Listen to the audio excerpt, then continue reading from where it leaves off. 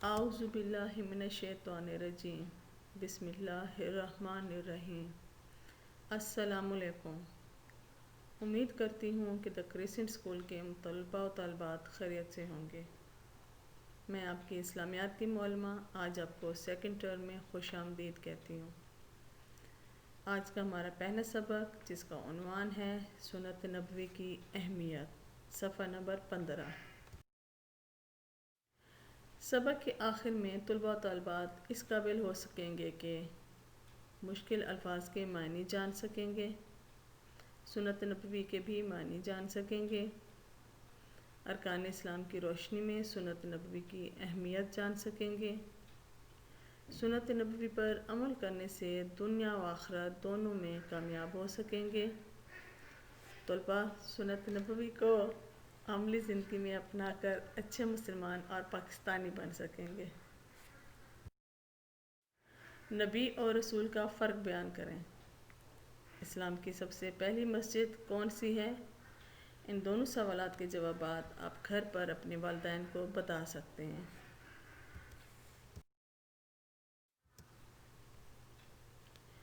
سنت نبوی کا مفہوم۔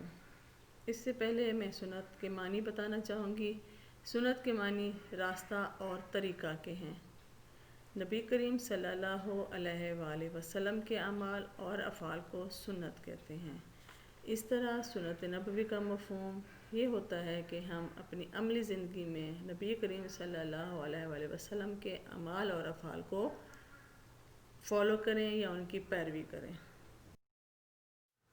اس سلسلے میں اللہ تعالیٰ کا ارشاد ہے کہ ترجمہ یقیناً تمہارے لیے اللہ کے رسول صلی اللہ علیہ وآلہ وسلم کی زندگی میں عمدہ نمونہ ہے۔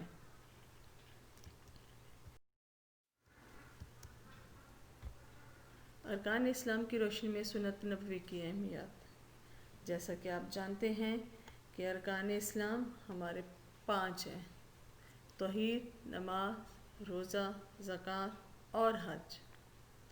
ارکان اسلام اپنانے کا حکم تو قرآن مجید میں موجود ہے، مگر کون سا رکن کس طریقے سے ادا کرنا ہے اس کی وضاحت سنت نبوی صلی اللہ علیہ وآلہ وسلم سے ہوتی ہے۔ ارکان اسلام میں سب سے زیادہ اہمیت نماز کی ہے۔ قرآن مجید میں نماز متعدد مقامات پر پڑھنے کا حکم دیا گیا ہے، مگر قرآن مجید میں نماز ادا کرنے کا طریقہ اور اس کے اوقات کی وضاحت موجود نہیں ہے۔ اس سلسلے میں ہمیں سنت نبوی سے مکمل رہنمائی حاصل ہوتی ہے۔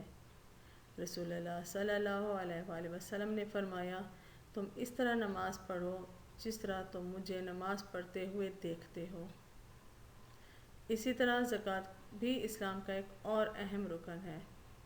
قرآن مجید میں بار بار زکوٰۃ کی ادائیگی کی تاکید کی گئی ہے، لیکن زکوٰۃ کے نصاب اور اس کی دیگر تفصیلات کی وضاحت سنت نبوی سے ہوتی ہے۔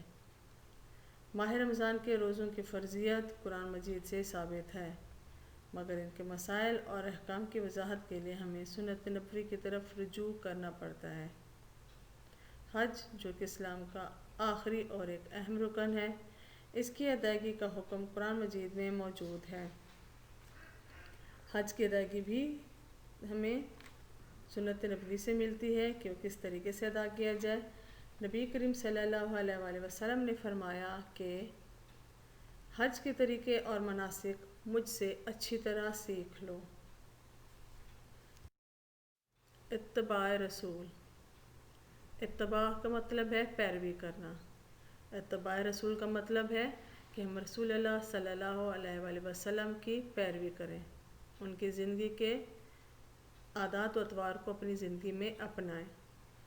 نبی کریم صلی اللہ علیہ وآلہ وسلم کی مبارک زندگی ہمارے لیے بطور نمونہ موجود ہے۔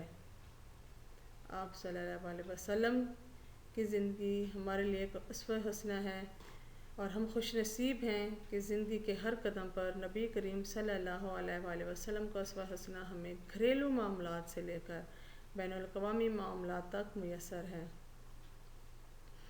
اگر ایسا نہ ہوتا تو آج ہم بھٹک رہے ہوتے اور دین سے دور ہوتے۔ سنت نبوی کو عملی زندگی میں بڑی اہمیت حاصل ہے۔ حاکم ہو یا محکوم، جرنیل ہو یا سپاہی، امیر ہو یا غریب، استاد ہو یا طالب علم، غرض زندگی کے کسی بھی شعبے سے تعلق رکھتا ہو، اس کے لیے سنت نبوی میں مکمل رہنمائی موجود ہے۔ اگر ہم سنت نبوی پر عمل کریں گے تو یقیناً دنیا اور آخرت دونوں میں کامیاب ہوں گے۔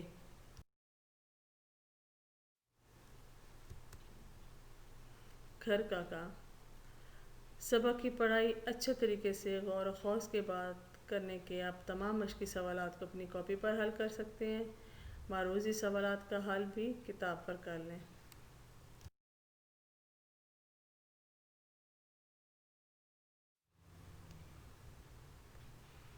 آئیں ہم سنت نبوی کو عام کرتے ہیں۔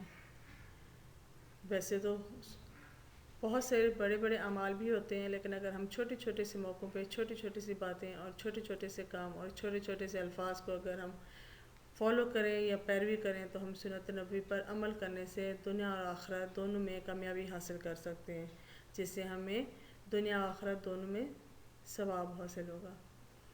جیسا کہ ہم ہیلو کی جگہ اگر السلام علیکم، اوکے کی جگہ انشاءاللہ، بائے کی جگہ فی امان اللہ، تھینکس کی جگہ جزاک اللہ، نائس کی جگہ ماشاء اللہ، فائن کی جگہ الحمدللہ اور گریٹ کی جگہ سبحان اللہ کہنے کو ترغیب دیں تو اس سے ہماری زندگی میں بھی خوشنودی حاصل ہوگی اور آخرت میں بھی اللہ تعالیٰ کی خوشنودی حاصل ہوگی۔